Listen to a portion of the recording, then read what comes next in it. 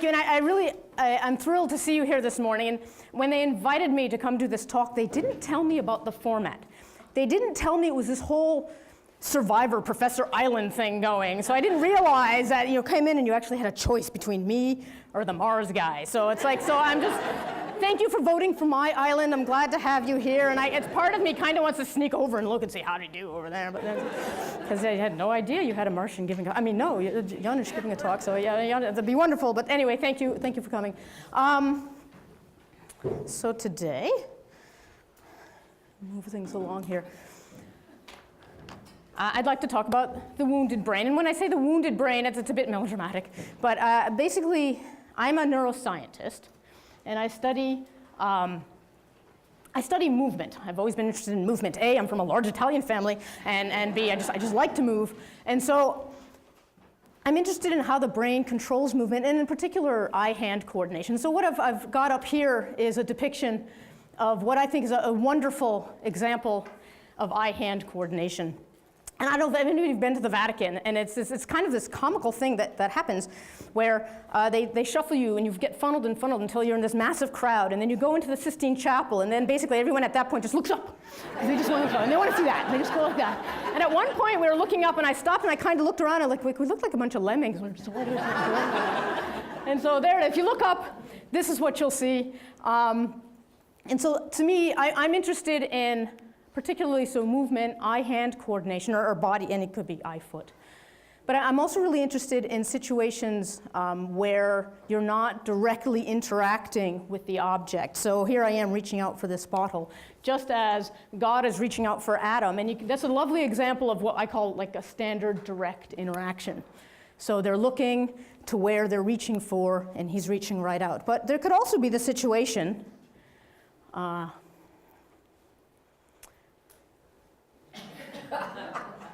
where God's using a mirror. So he's now no longer looking where he's going, or you are backing your car up, or you're trying to put something on it. So there's an indirect situation. Okay, or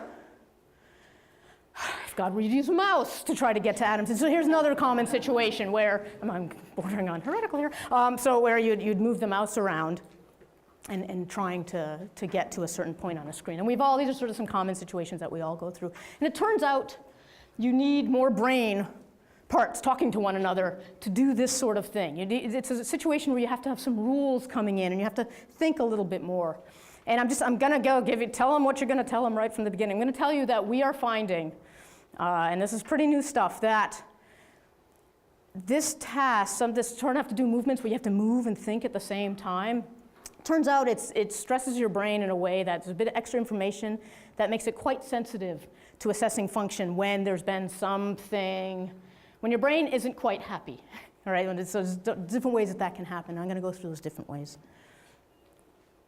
Okay, so what I want to talk about today is how mild brain, I'm using the phrase insult. It's kind of an odd phrase, but it's just something, that I want to do with a bunch of different situations on how either disease or physically getting hit, so either something happening on the inside of the molecular level or something happening outside, can affect our functional abilities, and particularly how we interact with the world when there isn't a complete direct alignment between what we're seeing and what we're doing. Okay, so it's this thinking and moving at the same time type of idea. I've just got some examples up there. I don't know if anybody follows hockey. Does anybody here watch hockey much at all? Hockey a little bit. All right, so there's this guy from Nova Scotia, and there's a big deal made about this guy. And that's a couple years ago, he got clunked on the head, and he was out for a year. And every day in the sports page, you heard about that particular guy. Here you've got the pitcher. I'm not sure if you can see from there, but he's looking at the first baseman to see if they were going to take off. But he's actually supposed to be throwing that ball towards the person, waiting at the home plate. So he's paying attention in one place, but in fact, he's planning a whole movement to get the ball to another place. So these are the sorts of things I'm talking about when I'm talking about thinking and moving at the same time. Okay, so I need to throw, because I'm going to be throwing some data at you, I just need to throw some terms at you and some things to think about. So big, long word, visual motor integration. Basically, that just means looking and moving, putting them together, visual motor integration. So I know I do eye-hand, but I could be studying kicking a soccer ball, eye-foot. But the complex situations I'm interested in are when the correspondence is not direct. So here's some examples here. You have to learn. So back in the day, You used to go in for surgery, the surgeon would come out and they'd cut you open, and then the surgeon would sit there and dig around with various things, and he or she would just snip and cut, looking at what they were doing, which is good. You kind of like sort of reassuring to know that they're actually looking at what they're doing. These days, that's actually not the case for a lot of surgeries, not to alarm you, but what you actually see here is, this is arthroscopic surgery on a knee. And what you see is, here's the surgeon looking. Presumably there's another screen. This is what we're there, you see. There's a screen back there. We're hoping he doesn't have his Batman glasses on, so we're assuming it's all good. And it's the correct knee, but what you see is he's actually manipulating his hands around a bunch of, there's a camera. And so I don't know if you've ever had arthroscopic or laparoscopic surgery. A lot of surgeries are going this way because there's some wonderful benefits to it. But in terms of that surgeon, I mean, a millimeter mistake is not a good thing. It's like, oh, it was the ACL, got the MCL, right? So no, you want this to work, right? So fortunately, surgeons are really, really well trained, but it is an extra bunch of activity in that neural load and extra processing that these folks have to do when they're learning this technique. And it was early on when they were first introducing these techniques, there were some issues with folks who were used to direct surgery having some trouble doing the remapping and the calibration. So I'm talking about, you have to calibrate how much you move here to get that little knife to move and where you're looking. And plus your head and your hands aren't in the, our brain is designed to have our head and our hands sort of in the same place. So when you start doing this sort of thing, it gets hard. For example, me right now, if I were to actually try to do something complicated, talking to you, but then turning around and trying to move the mouse on the thing behind me, all those extra things, my brain would be like, whoa! So that's why I'm just gonna use this and point directly. Okay, driving is another sort of common example. Okay, we have this thing. We've got to turn in order to get this. We have to know the laws of physics and object motion to get this thing to go around the corner. And I don't know, again, back in the day, I know I learned to drive on my grandfather's 1968 Dodge Dart, and that thing did not have power steering. So there was a good deal of cranking to get that thing around the corner, but then we got the new Ford Escort, woo! And then suddenly I was doing this and the car was turning. And so there's that sort of, you have to calibrate, you have to learn these things. And we're very good at, humans are spectacular at this. Our brains are great. However, it does turn out that even just the slightest little thing goes wrong, there's so many little extra brain parts that have to come in for this, that when the brain's not working well, it turns out that these things get difficult. Just my other example, computer mouse I've already talked about. This one, anybody want to take a guess what that is? Yeah, it's the shuttle with the Canadarm. Yeah, that's the Canadarm. It's our arm. Yeah, you can talk about Mars. I got the Canadarm. Yeah, so that's us. And so that's another example of the astronaut has to figure out how to operate this thing with levers, or even just, Bob in the backhoe, which is a job I've always wanted. Just, you could play with these things to operate this other piece. So that's another example of complex transformation. I work at Southlake as well 1 day a week. I'm up at Southlake. I'm a research scientist there. I work with the clinicians to get their experiments together. And so that's Dave Williams. And I still always stick him because before he was running Southlake, he's the CEO of Southlake. Before he was doing that, he was like playing with Canadarms up in space all the time. Guy's amazing. Okay, so again, just some basic terms that may slip out, and I want to make sure you understand what I'm talking about. Standard mapping is when the visual stimulus is in alignment with what you're looking at. So little child shaking the hand of the monkey, looking directly there. This particular monkey doesn't have the fancy jacket and diaper on. I'm sorry, I couldn't find an example of, and that is definitely not IKEA in the background. All right, and then non-standard mapping. This is one where, again, with computers or whatnot, you have to come up with some sort of rule. And there's a couple different types of these. There's the computer mouse type of example, and that's a totally fake picture because there's no way a baby is going to get that. Well, my baby anyway, she'd be chewing on it. You have to push the mouse forward to move the cursor up. This is another one here. This is an arbitrary mapping. So we know that the red light means take your foot and use your hip muscles and push the brake pedal. And we know that the green light takes your foot and your hip and turn in and push the gas pedal. Red is brake, green is gas. And we all know that the yellow light is... So this is how I do my check, okay? I gotta tell you, si j'étais en Montréal, c'était vite, vite, vite, pousse là, ouais. But we are not in Montreal. Clearly, most of you said, yellow means you're supposed to stop. Ontario Highway Act means stop. Forward. Yeah, no, in Montreal it means bang, bang. Anyway, so in theory, the yellow means slow down. But that's arbitrary. It could be purple, blue, and orange. right? That's a complete arbitrary thing that we've learned as red is make that. Okay, so again, brain parts. You should, by now you get the parts of the brain part. Okay, so historically, scientists have always kept these processes separate. If you apply to a grant, you apply to the movement committee or you apply to the psychology committee. If you go to different journals, you have movement journals, and then you have thinking journals, you have cognition journals, you have different undergraduate courses. Everything's completely separate. This is not how the brain works. The brain obviously has these things going on together at the same time. Okay, so it's really important that these things be looked at, in my opinion, together. However, don't take my word for it. Take your own brain's word for it. Okay, so now we've been going 10 minutes. I know it's kind of hot in here, so it's just and the coffee's going to start wearing off soon. So what I want you to do is think and act at the same time. So you got to kind of stop what you're doing. Stop your tweeting. I see you all tweeting back there. Probably like, should have gone to the Mars guy. Yeah. So anyway, pause your tweeting. And what I want you to do is, oh, you can't see the little person, but basically I want you to, without hitting your neighbors or knocking over your coffee cups, try and make a perfect circle like this in front of you, about once per second. But the hard part is making a perfect circle. Biomechanically, this is actually a very difficult thing to do because we have these multi-joint limbs. It's actually very easy for us to do this. If you try to go really fast right now, what would happen? You'd see it start to flatten out. You'd have a nice flat thing, right? So try to make a perfect circle. You actually have to think a bit to get your arm to do the perfect circle. All right, the perfect circle. All right, we're all there in a Zen, perfect circular. It's also, picture the tinkly bells going. Okay, now what I want you to do, keep going, don't stop those circles. This is an upper arm exercise as well. If you get tired, switch to the other arm. Okay, you got your circles? All right, I want you to count backwards, keeping the circle perfectly circular, not slowing down. All right, we're gonna start at 100 together. Ready? 100, 93, 86, I'm on your own.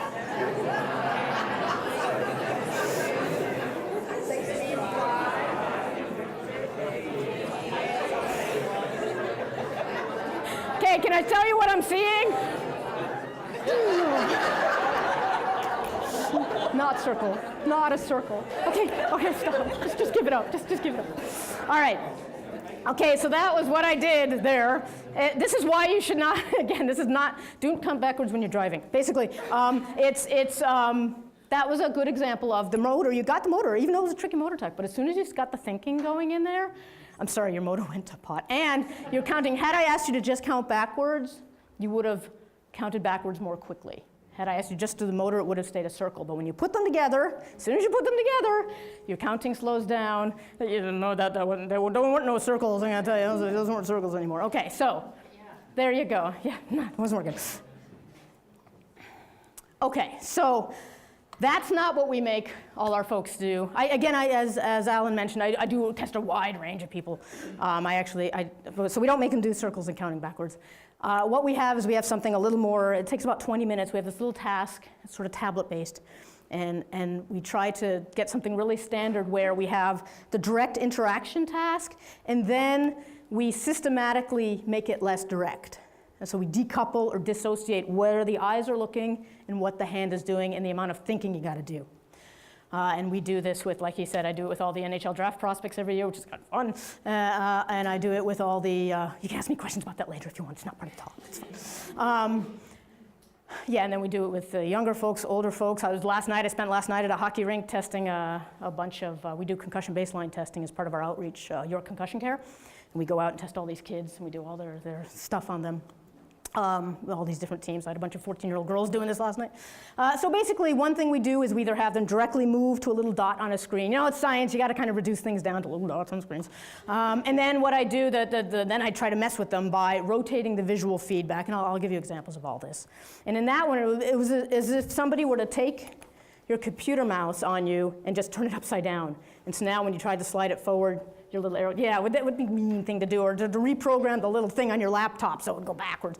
So that's what we do. The other thing we do is we change the plane. So you're either directly moving on a touch screen, or you're moving in a different plane to move the cursor. And that's a bit more like what you're used to with a mouse, right? You're used to moving down here to move up here.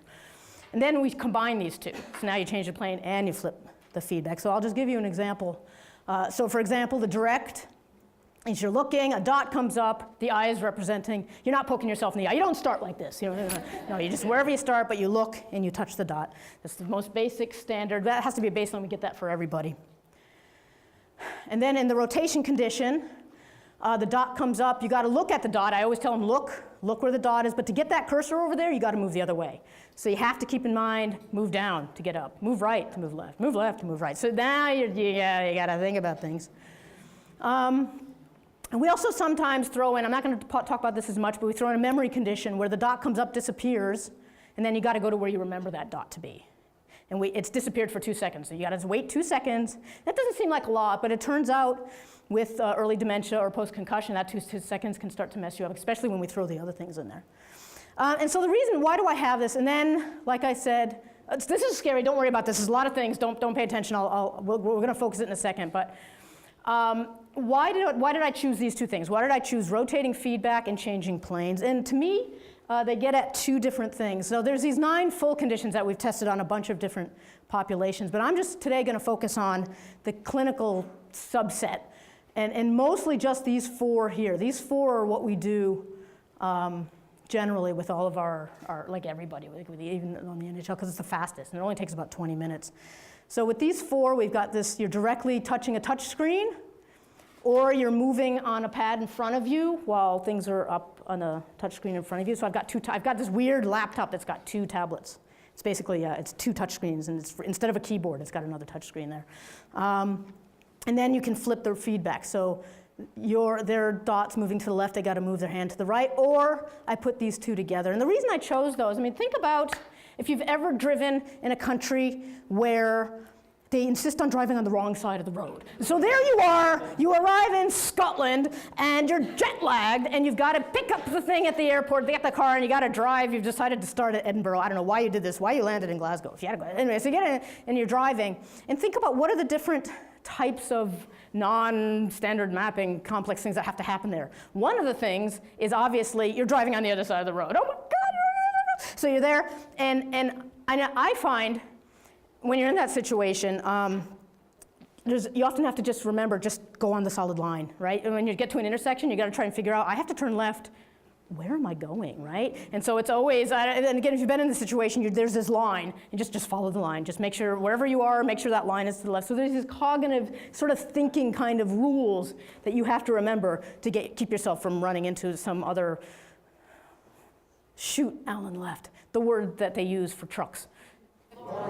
Thank you, lorries. He's this guy, yeah.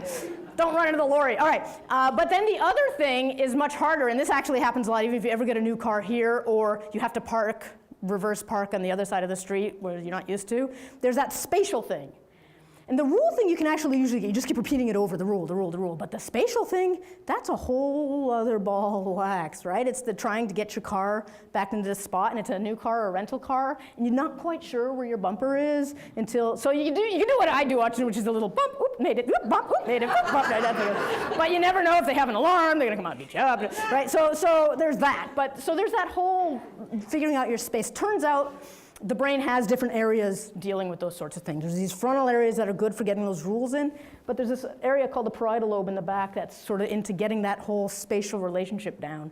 And so there's these parts in the front and the back, and they have to talk to one another successfully to do those different kinds of rules. So we thought we'd try to look at both of those by having this plane change spatial thing versus this rule thing. And I just want to give you a heads up, this is going to be really important. This HR condition, so horizontal plane and a rotated feedback, compared to when you're just doing things direct, that condition somehow seems to be the one that's working for us in terms of assessing function when the brain isn't working quite right. So that is just give you a heads up.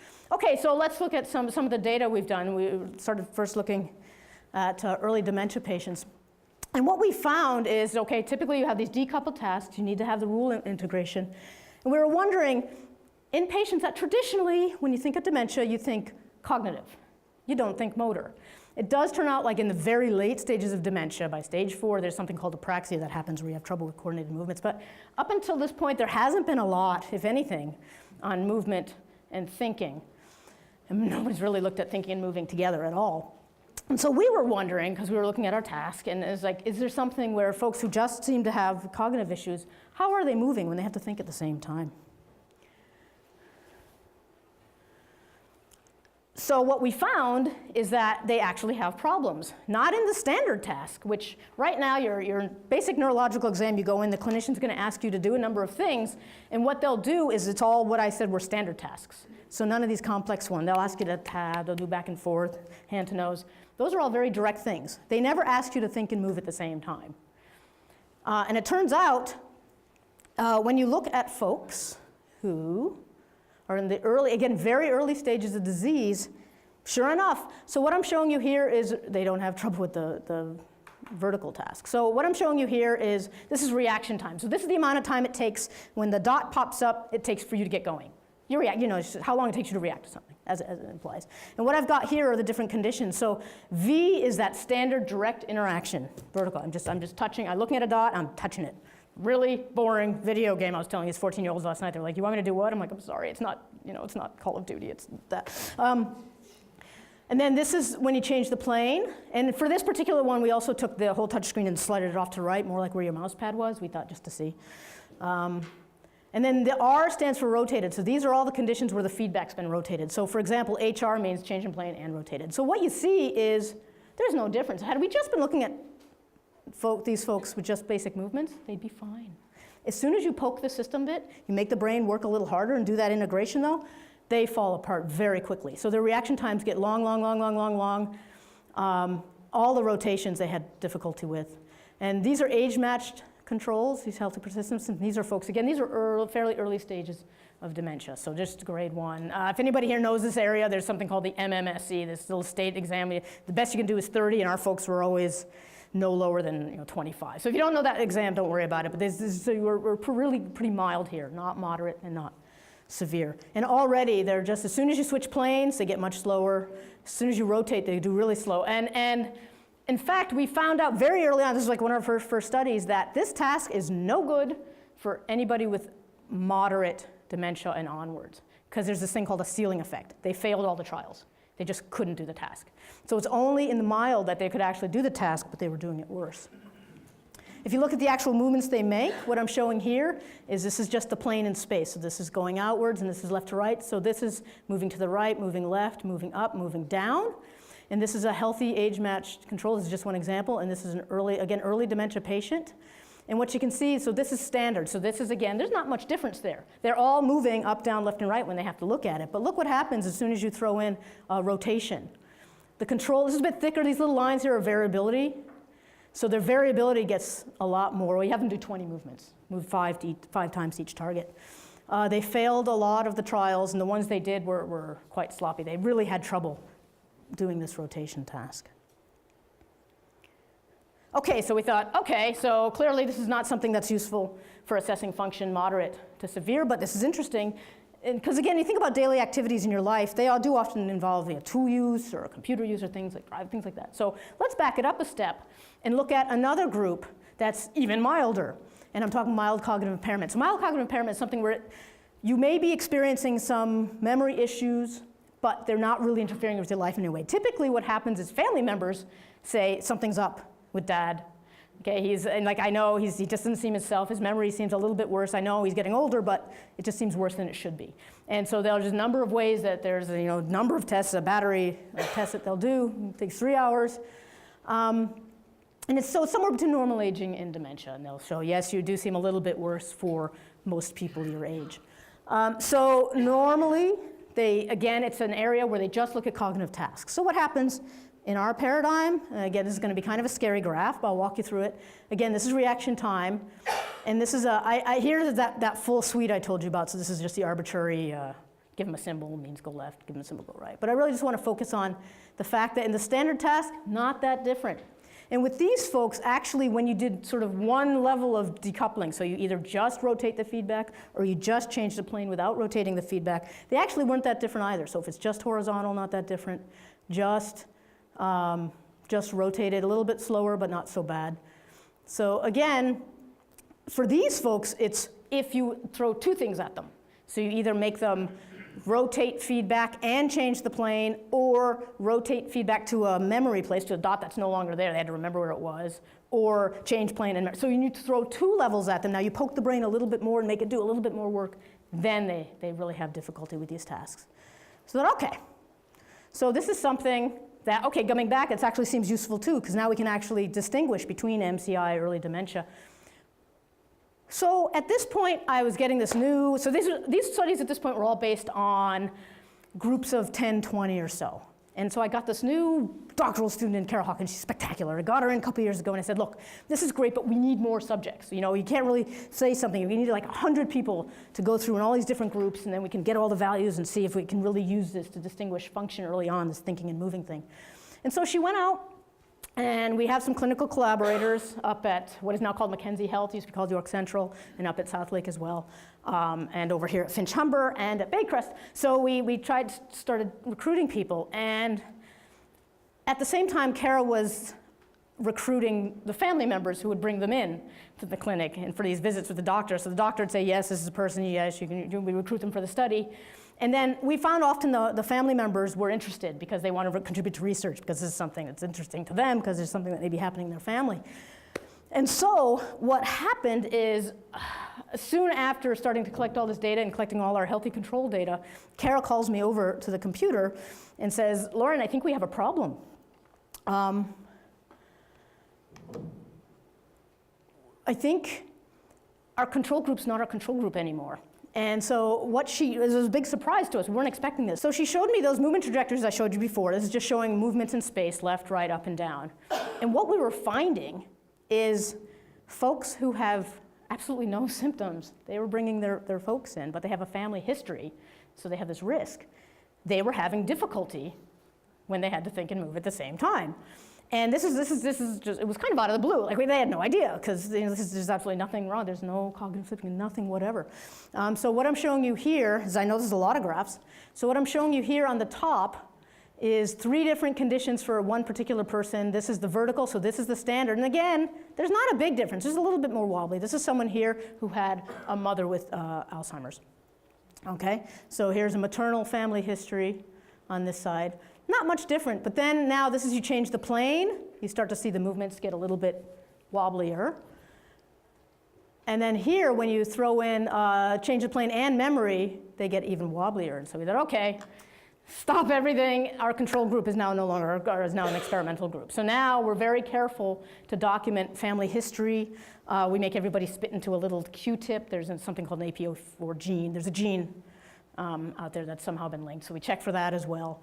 But let me show you here another example of some things that got us going on this. Here's another example. Remember I told you before, pay attention to that horizontal rotated condition, so that one where you're flat and you're going the opposite direction. Okay, this is the horizontal rotated condition. Now this is, again, age match. So here's a woman in her 50s and a woman in her 60s with no family history doing that HR condition. So it's a bit tricky, right? You're in a different plane, you're looking up here, you're moving down here in the opposite direction.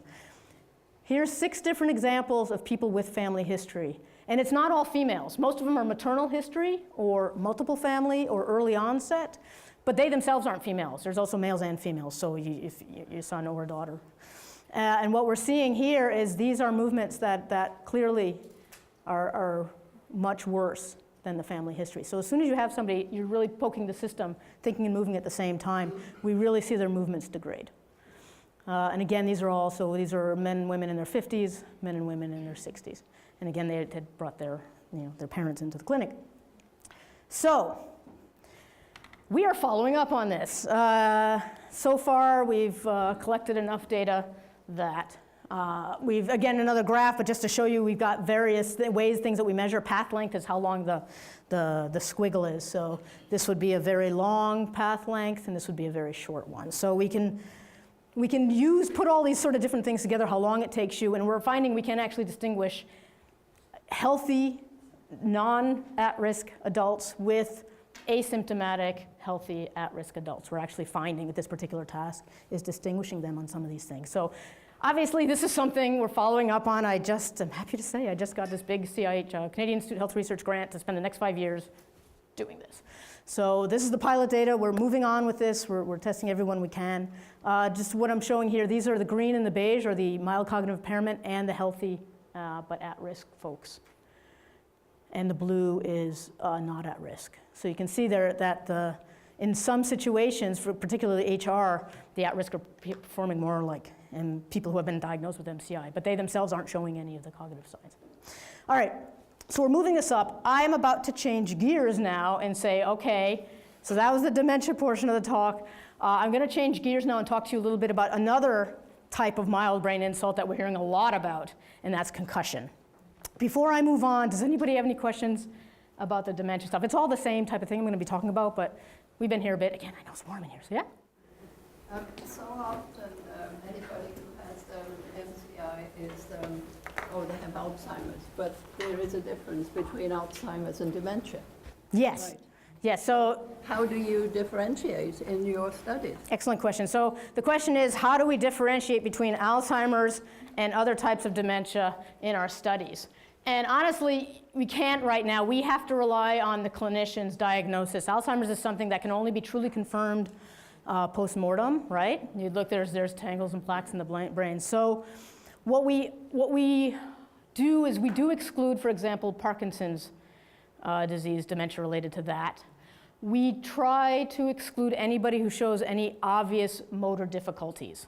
So there's something called Lewy body dementia that can sometimes show up as some motor dysfunction. So we try to, based on, we're relying on our clinicians' assessments. We have, we have geriatricians working with us. So we rely on their assessments that this is probable Alzheimer's. But frontotemporal dementia, there's another type there. So at this point, we actually have another grant into the Alzheimer's Foundation to try to specifically look at this task. Are there different aspects of the movement where people who have supposed or probable Alzheimer's versus those who may have Lewy body or frontotemporal, is there differences in the way they do our task? Are there some aspects that they're doing better and in some aspects that they're doing worse? And so we're wondering, hopefully, this is down the line, but down the line, we're actually hoping to look at that sort of question is not only can this sort of look at people who are at risk, but within those people in the very, very early stages of disease, do some people have more problems with the plane changes and some people have more problem with the rules? Like I said, like when you're driving a car in Scotland, there's kind of two different processes. One's more spatial and one's more rule-based. Can we use those different things to try to tease apart the different types of dementia that are out there? So that is something that we're looking at, but we recognize right now it's a bit early on. Question around what the person did prior to the testing. In other words, their life experience. Yep. In other words, if I'm a sailor and I'm looking out here in front of the rudder, that's my example. And I take my rudder, Yep. I pull to the left, of course the boat goes to the... Right, and that's thank you, that's my example. I always like to use people like, oh, HR, how does that in everyday life? And I'm like, sailors, rudders, yep. We do ask, we have a couple of things. We always ask them like, do you do video gaming? Which just kind of gets a laugh out of a lot of them, because we want to know about their interaction. We have a thing about, do you interact with screens in general? So we have some screening questionnaires. We do ask them just like a physical activity questionnaire, because that can be predictive of so much. Right, physical activity, if you're out there and you're moving around. I have to say, it just occurs to me, we don't actually ask them if they're sailors. And I think I need to add that question in now, because that is the rudder is the exact thing that would do. But we do try to get some basic demographic information out of them and physical activity and years of education and what's your profession. So that would probably pull out if they were a professional sailor, then we'd get it that way. But, hang on, I got the guy in the back first. Maternal history versus? Yeah, so it's at risk. And right now, most of the at risk, so the question was maternal history versus other things. And so right now, the strongest finding we're finding is maternal history, and there are other studies out there sort of looking at the brain level of brain differences, something about maternal history. But we also look at family history. So there's kind of levels of risk. So it's multifamily, maternal history, maybe you have the gene, but not necessarily the family history. So there's all these different combinations, and that's another thing that we're looking at is there some sort of cumulative effect of different levels of risk that can add to things? Yeah, so that's a great question. We're still trying to get a handle on it. Is there any difference in the cultures or the educational levels or people that have worked their whole lives to those that have Versus- stayed home? Right. Are you finding any differences? Not yet. So the question is there anything about cultural factors, socioeconomic factors, working factors, home versus out? And not yet because our sample isn't big enough. But yes, those are exact sort of things that we want to look at because that's sort of the public health sort of message of prevention. And we all know basically movement is good, exercise is good. The more oxygen you get up to that brain, the healthier those brain cells are going to be. But we are looking at those. To date, nothing that's sort of shown up enough. But again, that's a power issue. So I'm going to move on. Concussion, but one last, sure, you get to sneak in there. Why you're focusing on maternal history rather than paternal? We're taking account of everything, but the ones that are showing results are more maternal history. And again, there are some, we're also doing brain imaging. When we get them in there, we also do a brain scan on everybody because there's some cool things where you can look at connectivity between front and back of the brain that I'll talk about in a second. And there is some other literature out there that there's something distinct about maternal history.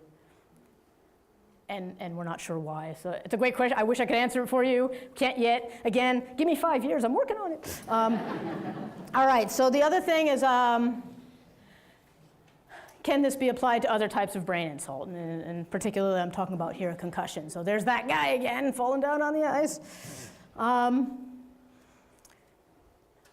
And the reason I'm interested, the reason I'm interested in this is it's getting a lot of media attention because it really is.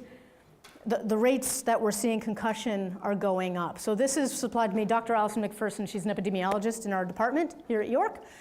She's also a chair in child injury prevention. And she gave me this graph showing you have, hang on, I'm going to be a professor here for a second, give you a fill tip.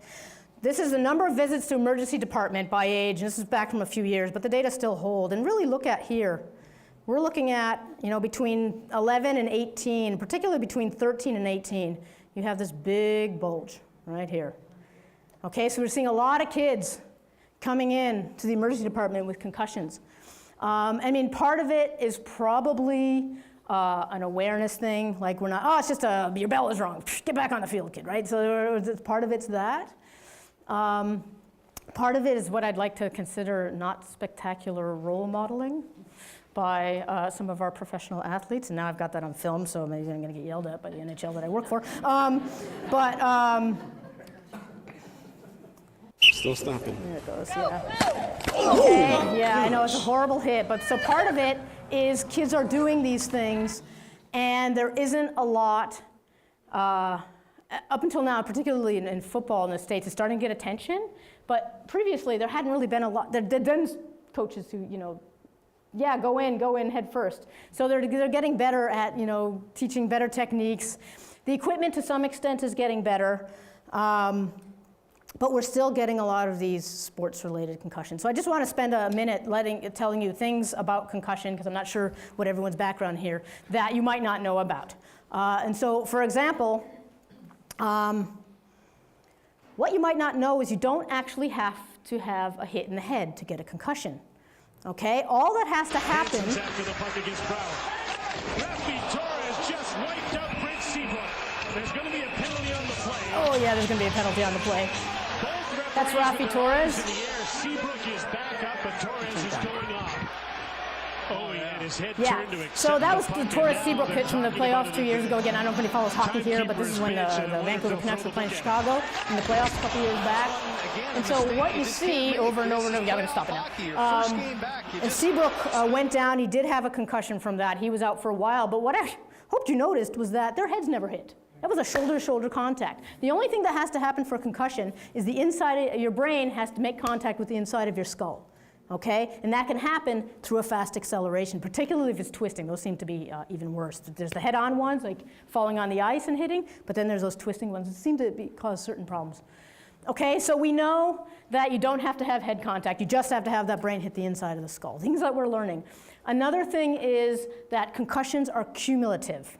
The biggest predictor of whether you're going to get a concussion is whether you've already had a concussion. Okay, so having one concussion means A, you're more likely to get another one, and when you do get another concussion, the symptoms are worse, they often last longer, And now you're that much more risk for getting another concussion. Okay, and this is a bad thing. You don't want repeated concussions because we are learning, and again, this is getting in the media a lot, that repeated concussions can lead to something called chronic traumatic encephalopathy. I mean, this link isn't positively identified, but there's something that seems to happen. So what I'm showing here is a brain slice. And so this is a brain slice here in this, down this way. And so those are the little, cauliflower-like things, the outside of your brain, the cortex. And those little dark things, let me get my little pen up here. These little dark things here are not supposed to be there. Those represent damaged tissue that aren't functioning properly. And they all seem, I'm not sure why, but they all seem to be a lot into what we call the sulcus down here in the fundus, down at the bottom here. You see a lot of these dark stained tissues, and those are parts that just aren't working that well. And we're seeing a lot in the frontal lobe. And you hear about this. And what happens with this is after multiple concussions, it's happening in athletes who've retired, and it's insidious because it actually comes up years later. So it seems that when you have a concussion, right now the definition of concussion is you don't actually see anything on a scan. There's no visible brain trauma. At that point, if you can see something, that's traumatic brain injury. Concussion is also known as mild traumatic brain injury. So you can't really, with our current technology, see anything in the scan, but the technology is getting better. So what might be happening is, where's that first sort of impact or insult, there might be something happening on a molecular level that's starting to change processes. So there's some oxygen deprivation. There's a lot of thinking out in the field now that dementia and things like this, where repeated impact insults to the brain are causing long-term damage. There's a lot of thought that these things are coming about because of oxygen deprivation. Tissue, for some reason, either through cardiovascular problems or some other reason, there's some deprivation that happens, and this sets into a series of molecular events which now start making a tau protein instead of the protein it's supposed to be making. Okay, and it can take years to build up, so it would take years. So if somebody has something called a transient ischemic attack, a mini stroke, only years later might dementia start showing up, but they seem at a higher risk. Which is why the public health messages out there is like, get out there, walk around, healthy. It's all related, your brain health and your heart health. They're actually all the health. And so something seems to be happening here. So yes, so having a concussion can lead to another concussion more easily. And then the last thing I just want to mention is that kids don't bounce back. Unlike what you think, and maybe with physical injuries they might, but with brain injuries, it turns out the teenage brain, that lump I showed you, that circle, those ages, they're actually a little more fragile than we thought they were. So it's not like, with kids, they break a bone, they heal, they get back, they're all cartilage anyway, they're not bone yet. But with the brain, it turns out there's so much going on at that age. The brain is ramping up and doing so much, and the different parts are talking to another, that actually if you have some sort of an injury, even if it's something you can't really detect, that can actually cause more problems. And you actually have these teens getting hit who are taking a long time and it's just now getting recognized that you have to give them a break from school. These lights would be so painful to some teenager who had a concussion, or anybody who had a concussion. Trying to get them back in the classroom, the noisy classroom, the cafeteria alone. Have you ever been in a school cafeteria? I don't know, does anybody here work in the education system, but I don't know how you do that job. Those cafeteria, I went once with my son to help him, and it was just, it's chaos. So they can't take it. And just looking at video screens, now so much of their education has screen time involved, and go on the internet and look this up. And just that refresh rate, that can really bother them. So we know that their brain is more fragile. So I'm just got remaining time left. I just wanted to give you some preliminary look at what we're doing with our task. So right now, you get a concussion. Again, it can also happen at work, construction industry. Like there's many places where you get a concussion. You go to your clinician, and this is what they'll tell you. They'll tell you, rest until the symptoms go away. Okay, so your headache's gone, light doesn't bother you as much, you can watch a TV show, okay. At that point, with the athletes anyways, what we do is we ask them to think. There's these standard tasks that we have them do that just involve thinking. Reaction time, thinking, Stroop tasks, there are various things that have to do thinking. If that's better, then we let them do limited exercise. So then they start moving around a bit. If that's okay and the headache doesn't return, then we have them do sport-specific exercise. So if you're a hockey player, go back on the ice. Wear the white helmet. Nobody can touch you on the ice, but get back on the ice and start skating around. So first maybe do a little jogging, now you're going to try skating. And then you ramp up to then harder practice, allowing contact. Again, I'm working with kids, but I'm working at that age right when they start entering the contact leagues from the non-contact leagues, which is why I'm working with that teenage population right now to see what they can handle. And at that point, then we'll let you play if everything's fine. But the problem, at no point in this situation, in this protocol, do you have to move and think at the same time. And guess what? Sport requires moving and thinking at the same time. And as I've just spent 40 minutes showing you, that actually has an effect on the amount of brain you have to use. So, here's some examples. Wayne Gretzky was a genius at this. The spatial working memory on this guy. He could be on the ice and he would know where everybody was and how fast they were moving, so he would know where they were going to be. So he would just go over here and it's like, okay, well, he should be there by now, and he'd flip around and put the puck in there, and it would go to goal. Right? This is amazing. Apparently, there's this anecdotal story I think I heard on CBC. They were on the hotel flipping through the channels, and they were flipping, and Gretzky was like, wait a sec, what was that 110 back? Like, oh, yeah, no, that was the one. Like, he could remember the 10 back. Things like this quarterback has to know there's somebody piling at him while looking out there. Again, there's the pitcher example. There's our Olympian Taekwondo person. You got to be thinking and moving at the same time. So to us, it's really important at York, again, we've now established this York Concussion Care, where we go out to the community, we work with our own athletes, and we're also opening it up to the public soon, where anybody who has a concussion can come, and we'll manage a concussion, we'll manage a return to play, we'll try to do baselines on people. But we think it's really important that we get the moving and thinking at the same time. Okay, because the athletes I've looked at so far, what I'm showing here is that you should be getting used to these now. This is moving right, left, up, down in non-concussed. And this bottom row are athletes. I tested 34 recently, and these are half of them had a history of concussion, but these were actually all part of their baselines. They were going back. They had no symptoms. They were fine. They were cleared to play. They were passing the thinking tests. They were passing the moving tests. Nobody had asked them to move and think at the same time. When we did, their movements got ugly. And so for me, this is actually a bit of a risk when you get out into the field, because if your movements get ugly out on the field when you start thinking, what did coach want me to do? What's my play? Where am I supposed to go? To me, that's an increase in the potential for re-injury. Because what I find, it's interesting actually, it's different. With my early dementia patients, if you're walking with them and you start talking, guess what they do? They stop walking. They cannot walk and talk easily at the same time. With the athletes, with kids, if they're running around and moving and you ask them to think, guess what they're going to stop? They're going to stop thinking. They're not going to stop moving. You spend time around kids, they don't stop moving, ever. Anyway, yeah, can you tell I've got a bunch of young children at home, but I love them, but they have energy. So they don't stop, so they stop thinking, and this concerns me a bit. Clinically, because if they're not thinking, that means they're not paying attention. They're not doing the Wayne Gretzky, remember where everybody is, who's coming at me. So to me, they're more likely to get hit again. And again, then you get into that downward spiral. Because again, you're seeing, as soon as you threw that horizontal rotated at them, they're having trouble moving and thinking. Oh, this is just a pretty graph. Don't worry, it's kind of scary, but it's basically, this is the number of times. These are the concussed folks here. These big tall bars. I just wanted you to concentrate here. And this is the standard. So again, on a standard movement task, they're perfectly fine. But when you try to push the system a little bit, this is the number of times that they start one way and then switch their hand the other way. Which you can imagine, if someone flipped your mouse around, you'd start moving, you'd be like, ah! You'd flip the other way and then go back. So we measured the number of times they flip their hands back and forth and they go way up. Okay, so what are we doing? In my last few minutes here, I will finish up. What we think we're picking up on is the ability of one part of the brain to talk to another. What I think we have here is a failure to communicate. I had to say it. Okay, so we think the back of the brain and the front of the brain particularly, and also parts in the front of the brain that talk to the motor structures, right around here, there's a strip here that sends things down to the spinal cord and out to the muscles. We think those parts aren't communicating. This pretty picture I'm showing here is something called diffusion tensor imaging, and this is something that we're doing here because we have this beautiful magnet, we have this lovely imaging center here at York now, and where we basically are able to track the white matter, the pathways, the information routes inside the brain and how they're talking to one another.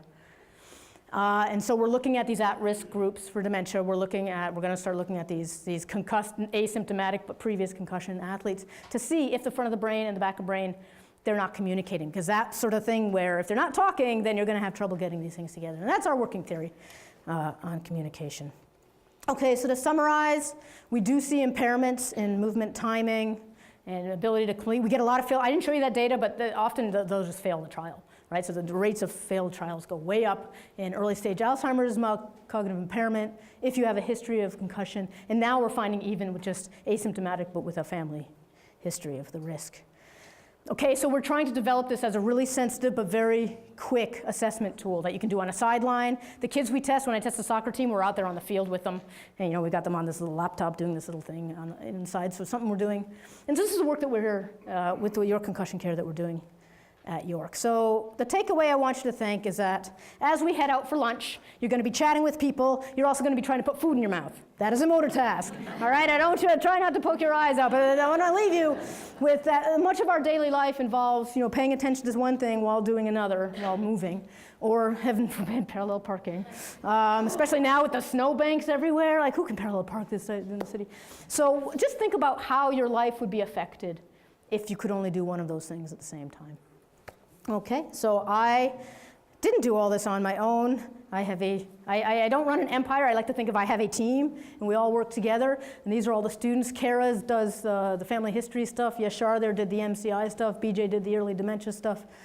Jeff did the original concussion work. And so that is my group, and we are very pleased and thrilled that you were happy to come and listen to us today. Thank you.